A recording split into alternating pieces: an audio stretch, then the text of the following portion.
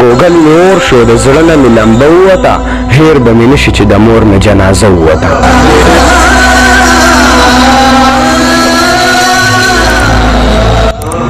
نشم کولی چې زه تاسو ته کیسه وکړم چې دې حالاتو کې راپاسم زمزمه وکړم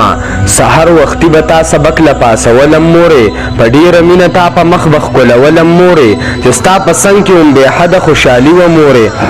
ډېر به خوشحاله وم هغه به زندګي وه مورې په هغه وخت کې هم بې فکره نه مې غم مورې زما په لاس کې سپاره وه او قلم مورې په هغه وخت کې هم بې فکره نه مې غم مورې زما په لاس کې سپاره وه او قلم مورې ستا د مرګي اعلان چې بره په لوی چم پرېوتو زړه مې راډک شو د لاسو مې قلم پرېوتو نو ډېر خفه شم او ګیله مې د الله راشي